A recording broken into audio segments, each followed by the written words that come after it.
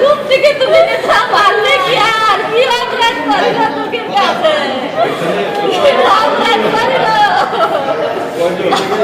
এত টাকা তাকে টাকা যা কাটু কালি আছে কালি মেরে এই রাতে পারে আমি কি করব আমি কি করব আমি আমার ভগবানকে যশোর জেলায় সদ্য যোগদানকৃত এসপি জিয়াউদ্দিন আহমেদ যোগদানের পরে কেশবপুরে জবাই করে ইজিবাইক চালক হত্যা ও ইজিবাইক ছিনতাইকারীকে 24 ঘন্টার ভিতরে আসামি আটক ও ইজিবাইক উদ্ধারের আশ্বাস দিয়েছিলেন নিহত বাইজিদের পরিবারকে।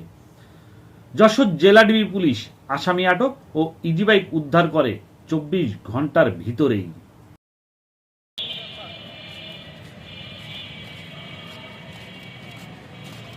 ওকে, তো আমি আজকে যে ছোট্ট একটা বিষয় বলবো যে আমি দায়িত্ব নেওয়ার পরে উনি গত 2 তারিখে আসছিল। 2 তারিখে আমার কাছে আসছিল ওনার ছেলে, নাম সোহাগ, বয়স 24, গত 5 তারিখে কেশবপুরে মার্ডার হয়েছে। মার্ডার হওয়ার পর উনি এই অদ্যাবধি সেই মার্ডারের যে প্রকৃত রহস্য সেটা উদ্ঘাটন করা সম্ভব হয়নি। উনি আমার কাছে আসছিলেন আমার দপ্তরে, আমি ওনাকে কথা দিয়েছিলাম দায়িত্ব হওয়ার পরপরই উনি আসছিলেন। তো ওনাকে আমি কথা দিয়েছিলাম যে, এবং এটাকে আমি চ্যালেঞ্জ হিসেবে নিয়েছিলাম এবং আমি আমার প্রথম এই যশোরের প্রথম চ্যালেঞ্জটা গ্রহণ করে সে চ্যালেঞ্জে আমি সফল হয়েছি। গত 5ই আগস্ট যশোর কেশবপুর বুড়িহাটি গ্রামের ইজিবাইক চালক সোহাগ হোসেন বাইজিদের ইজিবাইক ভাড়া নিয়ে বাইজিদকে গলা কেটে হত্যা করে বাইজিদের লাশ কাবিলপুর গ্রামের একটি পুকুরে ফেলে দেয়। সদ্য যোগদানকৃত যশোর জেলার এসপি জিয়াউদ্দিন আহমেদ দ্রুত বাইজিদ হত্যার রহস্য উন্মোচনে নির্দেশ দেন যশোর জেলা গোয়েন্দা সংস্থাকে।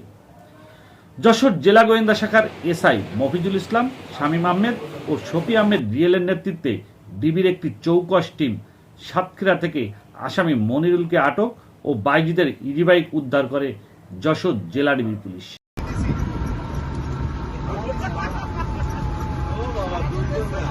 গাড়ি নেই, ও সাবজার বারণটা বৌমার বলছিস কি আমু সোহাগ কই, তো কইছে আপু সে তো চলে গেছে মেলার সময় আগে।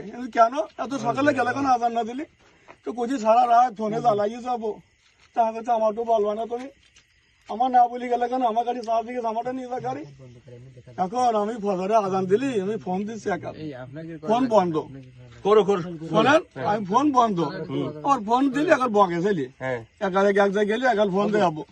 এবার আমার 10টার পরের থেকে মুখ দিয়ে বেরোচ্ছে, আমার ছেলে কিনা মেরি ফেলি দিকে 10টার পরে তো মুখ দিয়ে বেরোচ্ছে, এত ছেলে কিনা মেরি ফেলি দিকে থেকে ভাড়া করা হয়েছিল।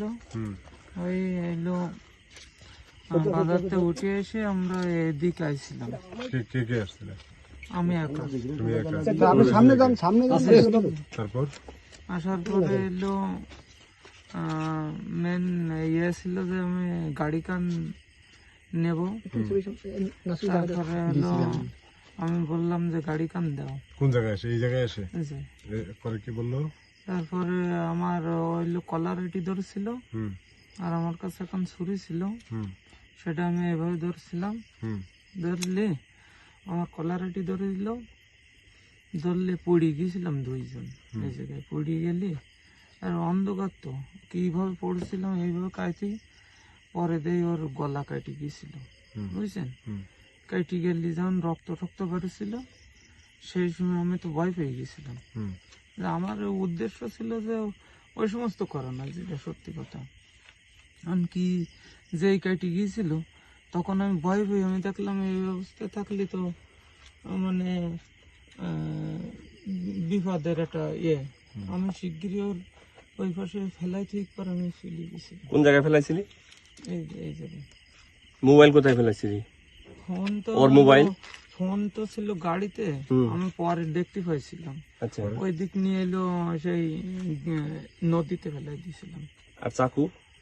চাকু এলো সেই এই জায়গায় ফেলাই দিয়েছি। কোন জায়গায়? সেলি দিয়েছিলাম এই দিক। এই ঘেরের মধ্যে? ঘেরের ভিতরে। দেখা দেখি কোন জায়গায় ফেলছিস। কোন দিকে? কোন জায়গায় লাশ ফেলাইছিস? আমার মনে হলো গরু দাঁড়াইলো।